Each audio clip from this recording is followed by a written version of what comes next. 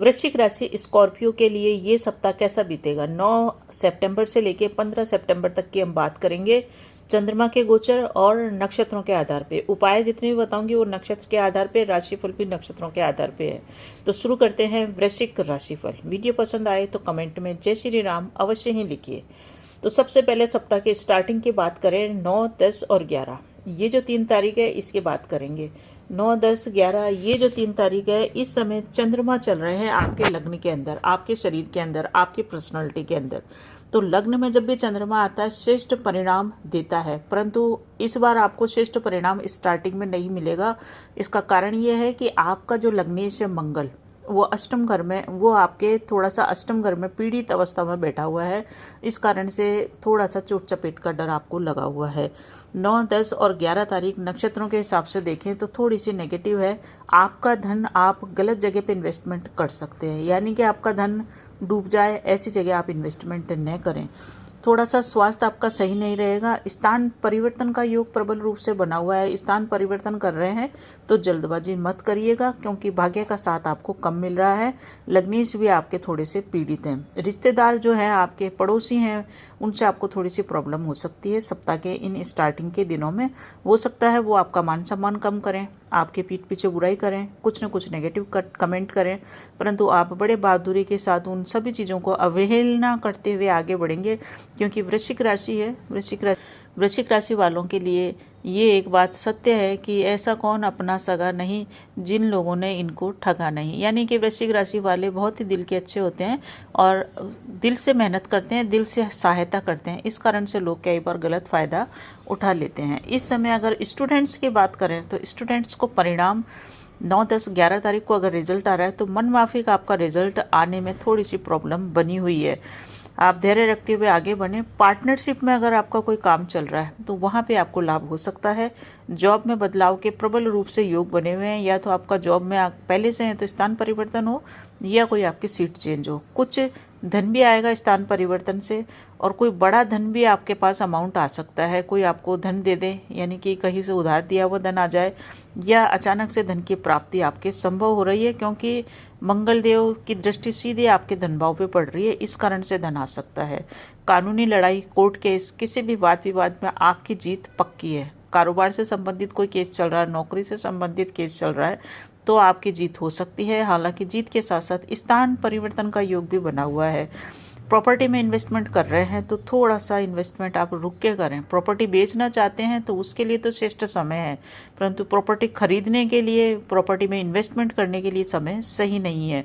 अब नक्षत्रों के हिसाब से उपाय देख लेते हैं कि 9 तारीख को तुला राशि में चंद्रमा चलेगा सुबह 11:28 तक, तो आपका खर्चा हो सकता है 11:28 तक। उसके बाद ये चंद्रमा आपके लग्न में आ जाएगा, तो इन्वेस्टमेंट करते समय ध्यान रखिए। विशाखा नक्षत्र रहेगा, ये नक्षत्र है गुरु का। इस कारण से आपको गुरु के बीज मंत्र ओम ग्राम ग्रीम ग्रोम सह गुरुवे नमः मंत्र का जाप अवश्य करना चाहिए।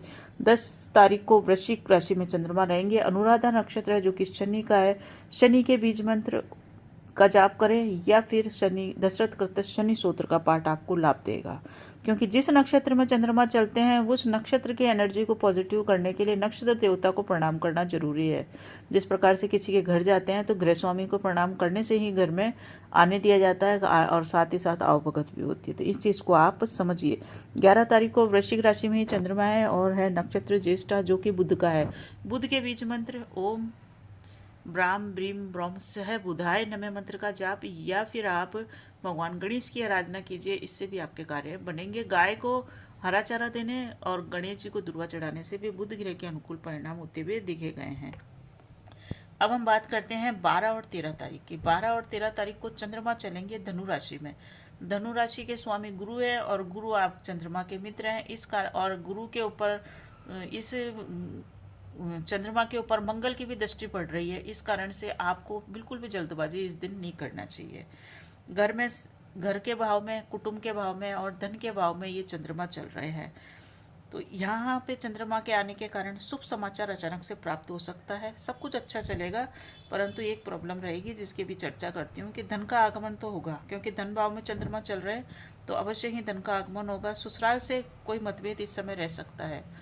ससुराल से वाणी पे संयम बन के बातचीत कीजिएगा। ज़्यादा आत्मीयता न रखें, ज़्यादा गुस्से नहीं, दूरियां बना के रखेंगे तो ससुराल से संबंध नॉर्मल रहेंगे, क्योंकि आपकी वाणी में प्रभाव ओज मंगल के कारण आ रहा है और आपकी वाणी में सच्चाई भी है, और सच्चाई किसी को सुननी नहीं है, सच्ची बात सबको कड़वी लगती है।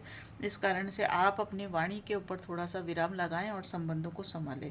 हालांकि आपकी वाणी घर के बाहर काफ़ी अच्छी रहेगी और घर के बाहर आपकी मधुर वाणी होगी और उस मधुर वाणी से आपके कई कार्य भी बन जाएंगे। जॉब में रुका हुआ इंक्रीमेंट है तो वो इंक्रीमेंट मिल सकता है, प्रमोशन भी आपका आगे, प्रमोशन की फाइल आगे खिसक सकती है। तो आप इस और प्रयास कीजिए अपने कैरियर के अंदर।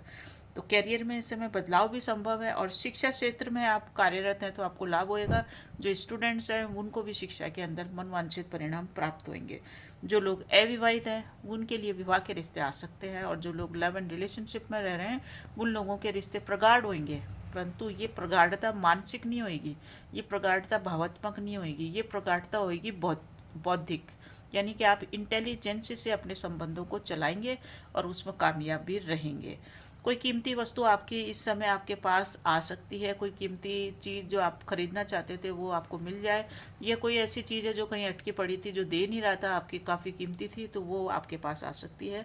कोई प्रॉपर्टी का विवाद चल रहा था तो वो भी इस समय हल होता हुआ दिख रहा है। अब हम उपायों की चर्चा कर लें नक्षत्रों के हिसाब से, कि 12 तारीख को चंद्रमा रहेंगे धनु राशि में और मूल नक्षत्र है। मूल नक्षत्र के देवता, मूल नक्षत्र जो है उसके देवता केतु है, तो केतु के बीच मंत्र ओम सह केतुवे नमः या ओम केतुवे नमः मंत्र का जाप कीजिए, या फिर आप भगवान गणेश की आराधना कीजिए, इससे भी आपको फायदा मिलेगा। 13 तारीख को पूर्वाषाढ़ा नक्षत्र है और धनु राशि में ही चंद्रमा चलेंगे। पूर्वाषाढ़ा बहुत अच्छा नक्षत्र है, शुक्र का नक्षत्र है। जब भी पूर्वाषाढ़ा नक्षत्र वृश्चिक राशि वालों के राशि के अंदर आते हैं तो उनको अपने बनाव श्रृंगार पे ध्यान देना चाहिए, अपने आप को सेंट लगा के रखना चाहिए, ये सबसे बढ़िया उपाय है। साफ सुथरे रहिए, साफ सुथरे वस्त्र पहनिए, विपरीत का सहयोग, विपरीत सम्मान और प्रेम दोनों की प्राप्ति आपको हो सकती है। साथ ही साथ इस दिन शुक्र देव को प्रसन्न करने के लिए शुक्र के बीज मंत्र या श्री सूक्त का पाठ कीजिए। धन के साथ साथ लक्ष्मी और ऐश्वर्य भी आपके पास आएगा। अब सप्ताह के अंतिम भाग की चर्चा करें। सप्ताह के अंतिम भाग की शुरुआत आपके देखें तो 14 और 15 तारीख है। ये जो 14-15 तारीख है इस समय चंद्रमा आपके चलेंगे मकर राशि में और मंगल की दृष्टि में भी रहेंगे। थोड़ा सा आपको इस समय नेगेटिविटी से बच के चलना है, उच्च अधिकारियों से भी बच के चले, वहाँ पे उच्च अधिकारी आपके कार्यों में कभी निकाल सकता है, इस चीज़ का ध्यान रखें। तीसरे भाव में चंद्रमा आ जाएंगे। तीसरा भाव हमारे कौशल का है, हमारे पराक्रम का है, मेहनत का है, हमारे मित्रों का है, हमारे छोटे भाई बहनों का भी यही घर है। तो इस समय 14 और 15 तारीख को आपको अपने संबंध अपने छोटे भाई बहनों से संभाल के चलाने चाहिए, वहाँ से कोई ना कोई वाद विवाद हो सकता है। हालांकि आपकी माता आपके काफ़ी सपोर्ट में रहेगी और माता और पिता दोनों का आपको सुख प्राप्त होएगा। परीक्षा से संबंधित परिणाम या एडमिशन से संबंधित काम, शिक्षा से संबंधित काम आपके बनेंगे। राज दरबार सरकारी काम भी आपके बनेंगे। मकान के निर्माण के कार्य इस समय आप स्टार्ट कर सकते हैं, कोई रिनोवेशन हो, कोई टूट फूट हो, कोई मरम्मत हो या कोई मकान का ही निर्माण हो, ये कार्य कर सकते हैं। किसी पुराने रिश्तेदार के पास आपके पैसे फंसे हुए हैं तो इस समय प्रयास कीजिए, आपको मिल सकता है। प्रॉपर्टी के रिलेटेड कार्य भी होंगे, परंतु प्रॉपर्टी बेचने के लिए सही समय है, खरीदने के लिए समय सही नहीं चल रहा है। शरीर के निचले इस समय चोट चपेट का डर बना हुआ है। थर्ड भाव में चंद्रमा चल रहा है, इसलिए आप काफ़ी मेहनती होंगे, काफ़ी पराक्रमी होंगे, मेहनत से अपने कार्यों को पूरा करेंगे। जितने भी पेंडिंग कार्य हैं उनको करने के लिए आप 14-15 तारीख सेट कीजिए, इस समय आपके कार्यों की सिद्धि हो जाएगी। मित्रों का भी सहयोग है और मित्रों का सपोर्ट भी आपको मिल रहा है।